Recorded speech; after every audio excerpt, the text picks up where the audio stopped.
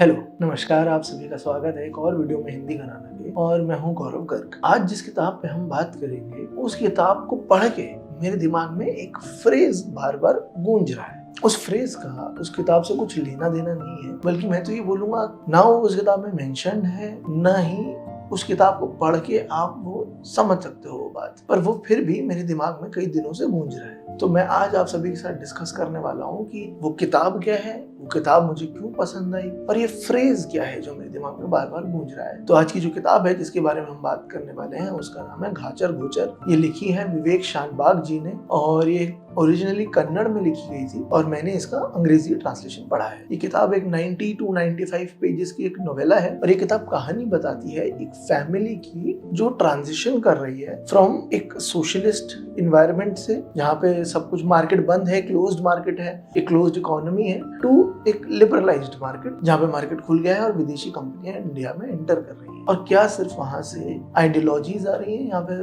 वहां से belief system भी आ रहा है, एक नई मान्यताएं आ रही है, एक नया इंडिविजुअलिज्म जो है वेस्ट का वो भी आ रहा है, और वो कैसे एक आम इंडियन फैमिली को अफेक्ट कर रहा है उसके बारे में ये किताब है। जो भी मैंने यहाँ पे बातें कही उनमें से कुछ भी एक्सप्लिसिटली किताब में नहीं लिखा है, सब कुछ एक रीडर परसीव करेगा इन्हें पढ़ के। जब वो किताब पढ़ेंगे तो उन्हें अपने आप ये सब चीजें समझ आने लगेंगी, ये कमेंट जो सोशल कमेंट्री है ये समझ आने लगेगी। सबसे पहले बात करते हैं टाइटल के बारे में कि घाचर घोचर होता क्या है। घाचर घोचर अपने आप में एक ऐसा फ्रेज है जिसके इंडिविजुअल वर्ड्स का कुछ मतलब नहीं है। तो घाचर का कुछ मतलब नहीं है और घोचर का कुछ मतलब नहीं है, बट जब ये दोनों साथ में मिल जाते हैं, घाचर और घोचर जब बन जाते हैं, घाचर घोचर बन जाते हैं, तो इनका एक मतलब बन जाता है। ऐसे ही हिंदी में भी हम शायद इस्तेमाल करते हैं फटाफट। फटा का कुछ मतलब नहीं होता, फट का भी कुछ मतलब नहीं होता, बट जोड़ते हैं तो आपको समझ आ जाता है कि फटाफट मतलब जल्दी जल्दी। खिट पिट, खिट का कुछ मतलब नहीं है, पिट का कुछ मतलब नहीं है, पर खिट पिट मतलब शोर होना, आवाज होना, नोक झोंक होना। तो ऐसे ही है घाचर घोचर। घाचर घोचर का क्या मतलब है? घाचर घोचर का मतलब है कि जब दो धागे, दो तार, दो रस्सियां या कुछ भी जो दो हों, जो एक दूसरे में जो उलझ जाए तो फिर खुले ना खुले, उसे कहते हैं घाचर घोचर होना। किताब में इस फ्रेज का बैकग्राउंड दिया गया है कि हमारी जो एक कैरेक्टर है किताब में, अनीता, वो जब छोटी थी तो उनका भाई पतंग उड़ा रहा था, और जब अनीता के भाई की पतंग का मांझा एक और मांझे से फंस जाता है तो वो उसे देख के बोलता है सब घाचर घोचर हो गया, मतलब सब उलझ गया है। अब इस किताब का टाइटल घाचर घोचर क्यों है? क्योंकि अभी तक मैंने जो आपको इस किताब का शॉर्ट समरी दिया उससे तो कहीं नहीं लग रहा है कि कुछ दो चीजों का उलझ जाना, पर ऐसा है, दो सिविलाइजेशंस का, दो बिलीफ सिस्टम्स का एक दूसरे में उलझ जाना। जो एक बीइंग इंडियन जो एक बिलीफ था, जो उसके साथ एक आइडियोलॉजीज आती थी, जो उसके साथ एक मान्यताएं आती थी, उनका वेस्टर्न मान्यताओं के साथ उलझ जाना, और बड़ा सडनली, और फिर वो खुले ना खुले। अगर हम हाइपर फोकस करें तो एक कन्नड़ फैमिली की मान्यताओं का, बिलीफ्स का उलझ जाना, अमेरिकी बिलीफ सिस्टम से, वेस्टर्न बिलीफ सिस्टम से जो सुलझे ना सुलझे। इसी बात को आगे समझाने के लिए मैं किताब का एग्जांपल लेता हूँ। इस किताब में हमारे जो प्रोटैगनिस्ट है, प्रोटैगनिस्ट नहीं बोलेंगे उन्हें, नैरेटर बोलेंगे। तो हमारे जो नैरेटर है उनके जो पिताजी हैं, जिन्हें इस किताब में अप्पा कह के संबोधित करा गया है, हमारे जो अप्पा हैं उनकी जॉब थी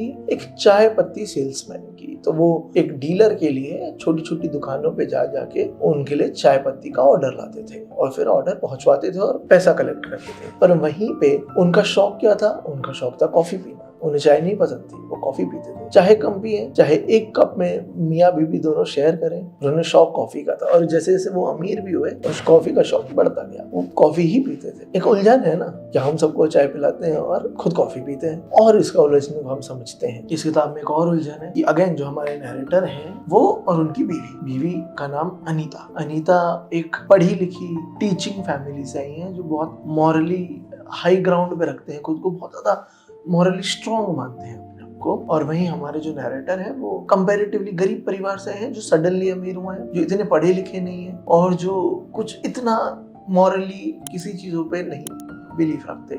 एक जमाने में रखते थे, अब वो चला गया जब से पैसा आया। इन दोनों की भी उलझन है, क्योंकि जो हमारा नैरेटर है उसे पैसा कमाने की जरूरत नहीं है, उसके घर में ऑलरेडी बहुत पैसा है। उसके चाचा की इतनी बड़ी मसालों की फैक्ट्री है, कंपनी है, वो कुछ नहीं करता और उसे हर महीने सैलरी मिलती है डायरेक्टर लेवल की। पर उसकी बीवी वही चाहती है कि तुम कम कमाओ पर मेहनत करके कमाओ। अगेन ये क्या है? दो मान्यताओं की उलझ, और इसी उलझन का नाम है घाचर घोचर। अगर मैं घाचर घोचर की पूरी कहानी आपको बताऊं तो सिंपल है कि एक फैमिली है जो एक जमाने में सैलरीड गरीब फैमिली हुआ करती थी बिफोर लिबरलाइजेशन। मार्केट्स के खुलने से पहले सैलरी लिमिटेड थी, रिसोर्सेज लिमिटेड थे, चीजें लिमिटेड थी, और सडनली मार्केट खुलता है और उनके लिए अपॉर्चुनिटीज खुलती है। नुकसान भी होता है, नौकरियां भी जाती हैं, बिजनेस अपॉर्चुनिटी खुलती है, और इसी बिजनेस अपॉर्चुनिटी पे कूद के वो लोग बहुत सारा पैसा बना लेते हैं और सब कुछ पा लेते हैं। पर उस पाने में, उस सब चीजों को पाने में, वो जो एक बिलीव था कि पूरी फैमिली का साथ रहना, एक क्लोज नेट होना, एक तो वो उनसे छिन जाता है, उनसे उनके मॉरल्स छिन जाते हैं, उनसे उनकी खुद की रिस्पेक्ट, उनसे अपने अड़ोसी पड़ोसी आसपास के लोगों के लिए रिस्पेक्ट छिन जाती है। और यही एक वो बार्टर है जो वो करते हैं एक हम्बल बैकग्राउंड से होने से लेके अमीर बैकग्राउंड तक जाने में। तो ये कहानी है गाजर गुजर की। क्लाइमैक्स में एक बहुत सैड चीज है जिसपे मैं बात नहीं करूंगा अभी, बिकॉज वो बहुत अलग बात है, वो उसका भी यहाँ पे कोई मतलब नहीं है, वो स्पॉइलर भी हो जाएगा थोड़ा सा। गाजर गुजर आपको जरूर पढ़नी चाहिए इस चीज को समझने के लिए कि जब मार्केट खुले तो लोगों का कैसा परसेप्शन था, लोगों ने उसे कैसे समझा। जैसे हमारे जो नैरेटर है अगेन, वो एक कॉफी शॉप में जाते हैं, जो इंडियन कॉफी हाउस जो दिल्ली में भी है और बहुत जगह सरकारी के शायद है वो कैफेज, वो वहां जाके कॉफी पीते हैं रोज। इंडियन कॉफी हाउस के बारे में 2-3 चीजें कि एक तो वो सरकारी खर्चों से सब्सिडाइज्ड होते हैं, तो इतना तो मुझे पता है इंडियन कॉफी हाउस सब्सिडाइज्ड होते हैं। वो बहुत कॉलोनियल या पास्ट में फंसे हुए हैं आज भी। तो वहाँ पे जो वेटर्स होते हैं वो आज भी व्हाइट कलर का पूरा सूट और फिर कमरबंद और फिर एक पगड़ी पहन के आपको सर्व करते, जैसे कॉलोनियल एरा में करते थे उसके बाद भी। तो एक तरह से हमारा जो नैरेटर है जो अमीर हो गया, जिसके घर में अब बहुत कुछ वेस्टर्नाइज हो गया है, चीजें वेस्टर्न हो गई हैं, फर्नीचर वेस्टर्न हो गया है, स्टोव आ गया है, कपड़े वेस्टर्न हो गए हैं, सब कुछ वेस्टर्न हो, कॉफी पीने लगे हैं वो,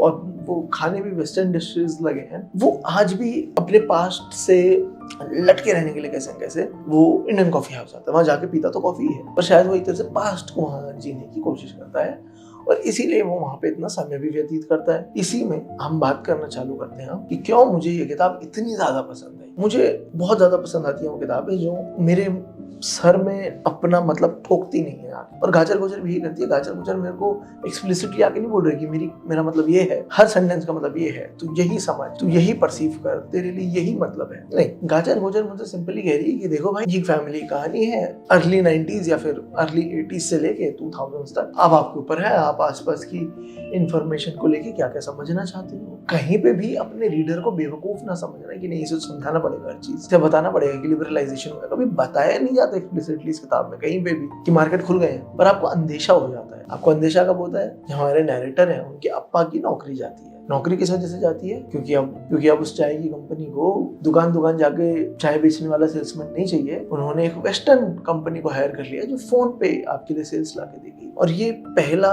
इंट्रोडक्शन है वेस्टर्नाइजेशन का, ये लिबरलाइजेशन का। और धीरे धीरे करके आप इसे बढ़ता हुआ देखते हैं, जैसे जैसे कपड़े चेंज होते हैं सबके, जैसे पैसा खर्च करने की हैबिट्स चेंज होती हैं, जैसे जैसे इनका घर बड़ा होता है, दूसरे घर में जाते हैं। तो जहाँ ये एक कमरे में 4-5 लोग रहते थे, ये अब मल्टीपल कमरों में अलग अलग इंसान रहते हैं। हर इंसान का एक इंडिविजुअल कमरा है। तो जो इंडिविजुअलिज्म है, वो जो अलग अलग हो जाना है, अपनी अपनी बबल एक दुनिया में रहना, कॉन्स्टेंटली ये सोचता है हमारा नैरेटर कि मेरे पापा सोच क्या रहे हैं। पहले से पता रहता था कि मेरे मम्मी पापा के दिमाग में बातें क्या चल रही है, मेरी बहन सोच क्या रही है, मेरे चाचा सोच क्या रहे हैं। पर जैसे जैसे वो बढ़ते जाते हैं तो उससे ये भी याद समझ नहीं आता कि मेरी बहन के दिमाग में चल क्या रहा है, वो किससे बात कर रही है, वो कहाँ घूम रही है, वो क्या कर रही है। और धीरे धीरे ऐसे ही, मतलब नॉट डायरेक्टली, इनडायरेक्टली आपको बता के समझाया जाता है कि लिबरलाइजेशन के समय शायद वर्स्ट केस सिनेरियो क्या क्या हुआ, या फिर ये बुरी बुरी चीजें हो। तो ये मुझे बहुत पसंद आया इस किताब के बारे में। दूसरा, इस किताब का नरेशन बड़ा क्रिस्प है, कहीं पे भी ऐसे नहीं लगता कि अब ड्रैग हो रहा है, कुछ ड्रैग नहीं हो रहा है। प्रिसाइसली जिसको जितना समय देना चाहिए था उसी चीज को उतना ही समय दिया गया है। बहुत इकोनॉमिकली रिटन किताब है, तो मजा आ जाता है पढ़ के। जैसे इस किताब में एक जगह एक ब्रेकअप हो रहा है कैफे में कहीं, और हमारा नैरेटर विंसेंट जो वेटर है उससे पूछता है कि व्हाट हैपेंड, क्या हो रहा है, हुआ क्या है। विंसेंट एक तरह से पूरी किताब को और जो सिचुएशन में भी हो रहा है उसको समराइज कर देता है एक सेंटेंस में। विंसेंट बोलता है sir, one story many sides. तो यही गाजर गुजर भी है। गाजर गुजर एक कहानी है, पर उसका अलग अलग साइड है। शायद हम, क्योंकि हमारे नैरेटर के पॉइंट ऑफ व्यू से देख रहे हैं, तो हम एक सर्टेन तरीके से फील कर रहे हैं अनीता की तरफ, हम एक सर्टेन तरीके से फील कर रहे हैं चिकप्पा की तरफ, हम एक सर्टेन तरीके से फील कर रहे हैं अप्पा, मालती, अम्मा, तीनों की तरफ। बट शायद अगर हम चिकप्पा की तरफ से पढ़ते तो शायद हमें कुछ और ही समझ आता। शायद हम अनीता की तरफ से पढ़ते तो बहुत रेडिकली किताब डिफरेंट हो जाती, पर हम नहीं पढ़ रहे। एक और जगह पे जहाँ पे हमारे नैरेटर बोलते हैं कि the result was that we simply did not desire what we can not afford. तो जब ये गरीब थे तो ये जो चाहते थे वो कभी मांगते ही नहीं थे, जो ये अफोर्ड नहीं कर सकते। भाई मांगते थे जो अफोर्ड कर सकते थे, पर शायद जैसे जैसे अमीर होते जाते हैं वो जो लालसा है, वो जो चाह है सब कुछ पाने की, वो और बढ़ती जाती है। और वो इस किताब में आगे जाके दिखाया भी है। एक जगह पे हमारे नैरेटर बड़े खूबसूरत तरीके से अपने घर को एक्सप्लेन करते हैं, जो उनका पुराना छोटा घर है उसके बारे में कैसे, देखो उसको कैसे खूबसूरती से एक्सप्लेन करना है कितना, you could see right through the house if you keep all the doors open. Again इतना छोटा घर था हमारा कि अगर हम सारे दरवाजे खोल दें तो आप एक दरवाजे में देखोगे तो आपको बाहर दिख जाए, पर अगर आप इनका बाद वाला घर देखोगे तो वो एक मेज की तरह है, एक बहुत बड़ा मेज है कि कहाँ कहाँ कमरे हैं क्या है। और ये कहीं ना कहीं घर के बारे में कम कमेंट्री है, इनके दिलों के बारे में ज्यादा कमेंट्री है कि हमारे दिल पहले इतने साफ थे कि अगर आप देखोगे तो आप पार देखोगे, इतने क्लीन, इतने इतने साफ दिल के थे कि आप उसके आर पार देख सकते हो। पर जैसे जैसे पैसा आता गया तो दिलों पे पर्दे आते हैं। शायद इसमें ये समझाना चाहते हैं, शायद मैं ओवर एनालाइज कर रहा हूँ, पर जो खूबसूरत लगा मैं आप सबके साथ शेयर कर रहा हूँ। शायद जो एक क्रिटिसिज्म मेरे हिसाब से इस किताब का है कि बहुत ज्यादा लुक डाउन कर रही है उन लोगों पे जिन्होंने नया नया पैसा कमाया है। जो ग्लोबलाइजेशन या लिबरलाइजेशन के बाद, जो मार्केट खुलने के बाद जो लोग नया पैसा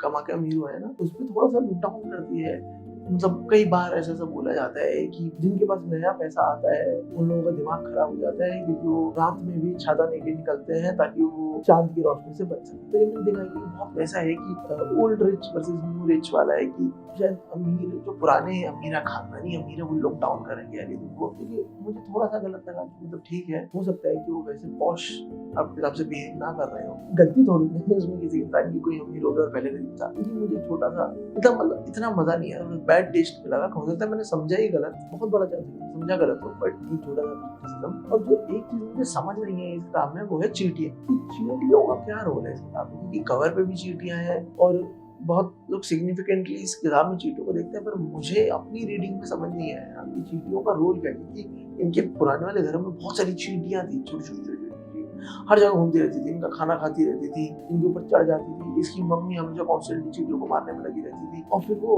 जैसे बड़े घर में जाते हैं चींटी गायब हो जाती है। वो मेटाफर किसके लिए चींटियां क्या कहना क्या चाहते हैं, वो चींटी एंड्स वो मुझे समझ नहीं आया। तो अगर आप मुझे कोई मेरी हेल्प उसमें कर सकता तो that will be very nice of you. मैं जानबूझ के किताब की क्लाइमेक्स के बारे में बात नहीं करना चाहता क्योंकि वो ऑब्वियस हो जाएगा उसको, या फिर एक स्पॉइलर दे देना। स्पॉइलर नहीं, शायद उसका जो मजा है ना कि हर एक इंसान की समझ जो है, जो आप उसको सुन के पढ़ के जो समझना चाहोगे, अगर वो मैं यहाँ पे डिफाइन कर दूंगा तो शायद उसका फिर सवाल खत्म हो जाएगा ना। इसलिए मैं क्लाइमेक्स के बारे में ज्यादा बात नहीं करना चाहता।